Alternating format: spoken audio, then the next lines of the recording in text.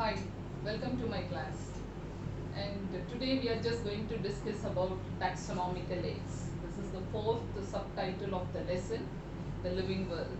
And the first three lectures were like the living world and biodiversity, taxonomical hierarchy, and categories of taxonomy, everything. So taxonomy is such a huge area, and it is the oldest branch of science too. So to maintain that characterization, identification, classification, you need to collect the plants or how to maintain the gardens, and all that comes under this title. It is very easy to understand and easy to study too. So here there are some typical aids to maintain the taxonomy, to collect or to go with the naming and other things. So let us start with the first one is herbarium. Herbarium is nothing but a dried plant collection. So dried plant collection in the sense it's not that going in search of a dried plant and then plucking that and then pasting it down. So you're just collecting the fresh live specimen, but while you are picking up the plant, or whether you are taking from the herb or a shrub or a twig or tree, and the twig should be healthy. That is the important thing to be noticed, that there shouldn't be any microbial infection nor any decayed parts in that. So it should be a healthy one. And the most important thing to be observed while you are collecting the plant is a twig which you are cutting for pressing and pasting should have flower, that is reproductive structure, either flower or a seed or a fruit. This is compulsory. It's not only that the leaves are very good and then no infection, it is not so. Compulsorily there should be a reproductive structure in your herbarium collection. While you are collecting, and then what you should supposed to do is collect the plant, and then you have to press it with a normal newspaper and to get the plant dried. So every day you have to change the paper so that it is continuously getting dried. Within a week it will get dried if it is a herb means. After a week, weekly 2 days or 3 days you will have to do it. At last it will come out pakka, it will be dried. Then you will have to take the herbarium sheet. See, the herbarium sheet is not that you can buy from the shop this size and so. It is the prescribed. See, the 30 into 45 centimeter and the breadth and the length. So this is the prescribed format. It will be like this, and in this, the right hand side corner you have a labeling area, and this is also the size is 7 into 12 centimeter. This is the very important area, because simply collecting the plant and then pasting it is not a herbarium. And here you have all the informations about the all the informations about the plant. For example, so you are just collecting a plant. While you are collecting, you will be noticing what are all the things, whether it is a herb or a shrub or a climber or a twiner, and the type of a leaf, whether it is parallelly veined leaf or so. Some small description will be there. Now that description you should give here, and then the date of collection and the collector name. You are collecting means your name should be there, and the plant's vernacular name or English name or scientific name, genus and species name should be there, and the flower color, it's very important. All such things to be mentioned here. And here the author citation is another one thing. So many people have how the author citation is given. For example, see, we discussed the other day Mangifera indica.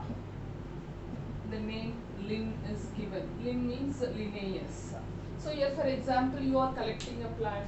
You are just going for a collection, and then you suddenly you pick up a new plant, and you wanted to fix with a particular family or a genus you find it, but it is not at all fixing into any group. Something new you found it. Maybe you are very lucky enough to find a new plant means it is such a big issue actually. You may not know the name, so you'll be referring with the local flora. It is not fixing. Then the neighborhood, like if from for example you are from Tamil Nadu means for locally you'll be checking the local flora, and then if you are not getting it, going with Kerala or Karnataka or Maharashtra, and this side throughout you'll be checking in India, Indian subcontinent. If you check, if you are not able to get it, and in the neighboring countries you will check with In spite of all this, if you are not able to get it, you write a letter with the plant and then you send it to ICBN committee, and they will try to find out the name and where to fix and which family is closely related to that, which genus and all that. At last they'll come to know that this plant is something new. So now the credit goes to you and you are a author of a plant.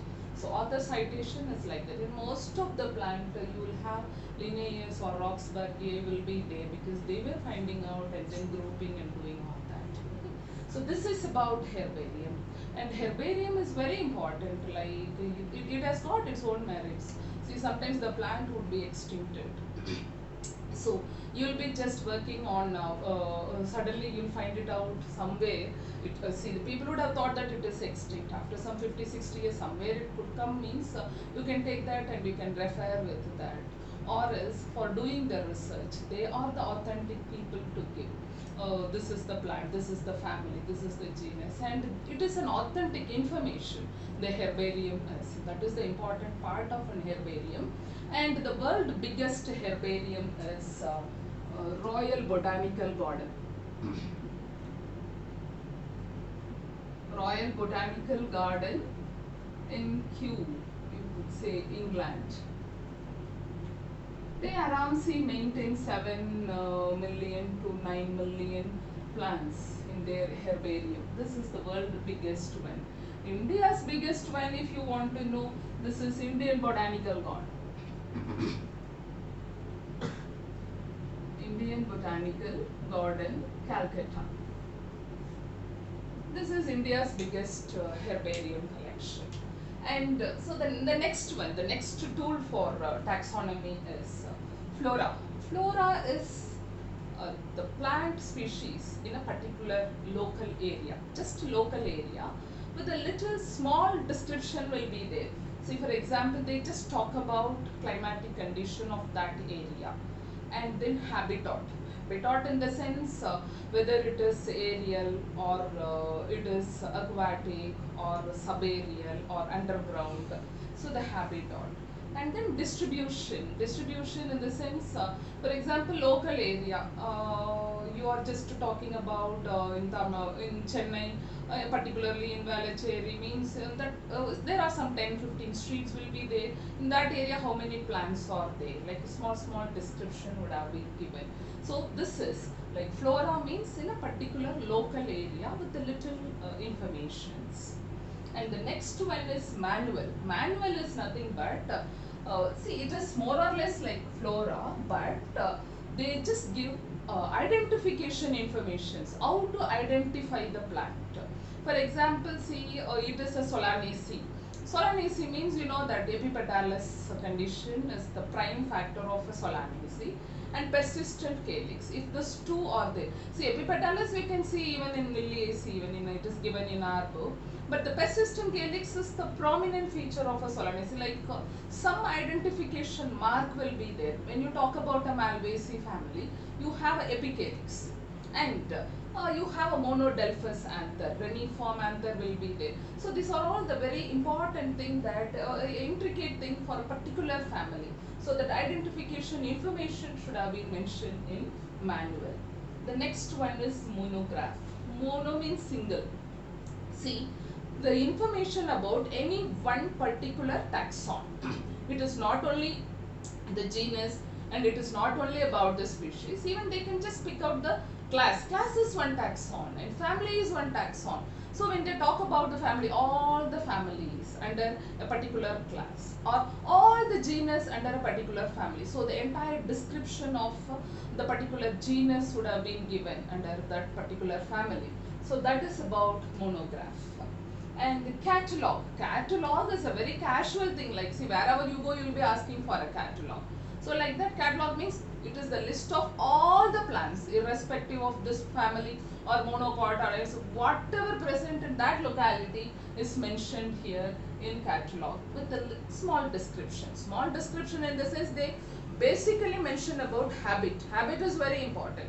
Like they talk about whether it is climber or a trailer or a diffused herb, or it has got a thorn in it or a spine in it. Like small informations and habit will be there, and the flower color is very important, and the leaf nature, all that would have been given here. And the last one is key. I said that, see, all these are very easy to understand, and here is a little bit complication.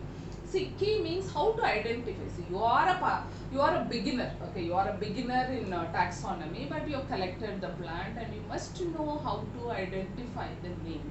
For that, generally we go with the indented key, and you're so familiarized with this, means you can just go with the bracketed key. This is the one mentioned in your NCRT. Indented key means like it has got two choices. Out of two choice, you are just selecting one. I'll just give you the example.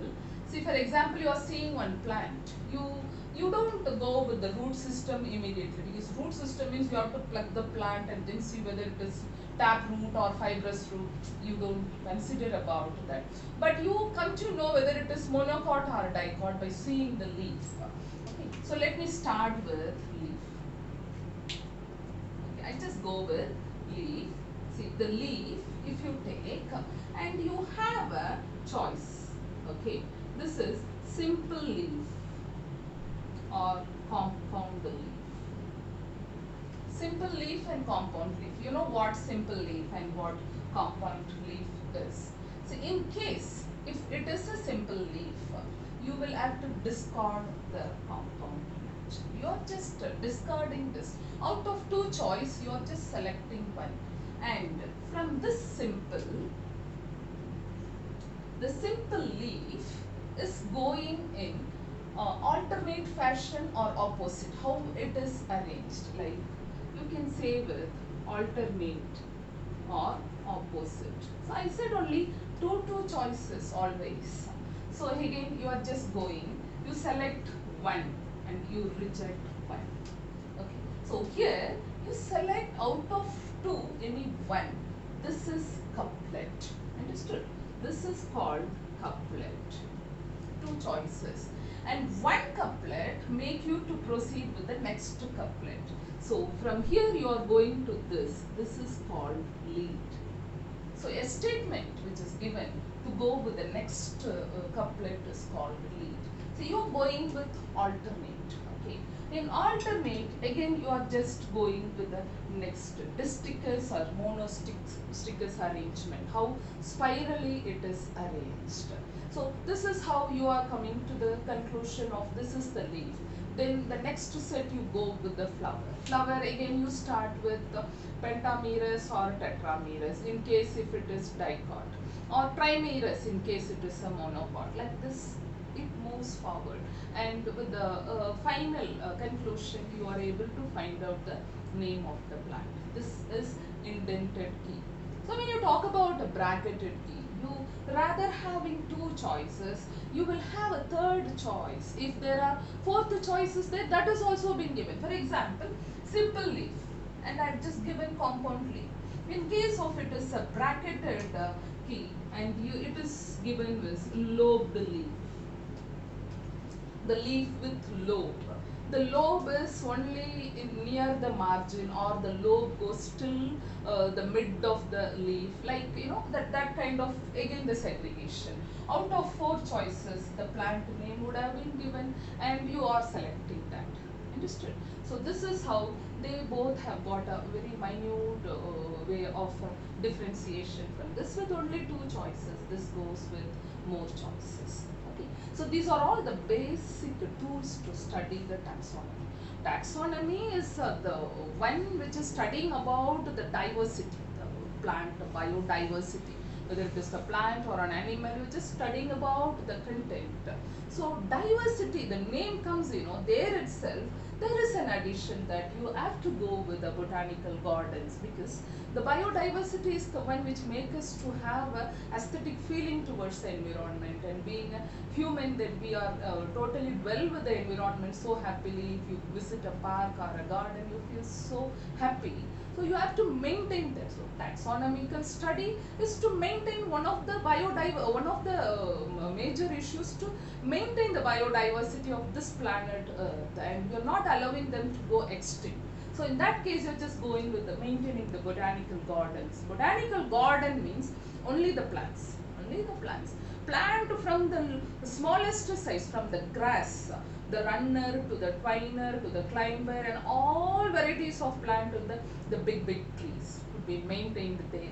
Okay, so here this botanical garden with all lively plants, only the plants. See, for example, in India we have around some 122 botanical gardens, and worldwide if you consider the 1775 gardens are there.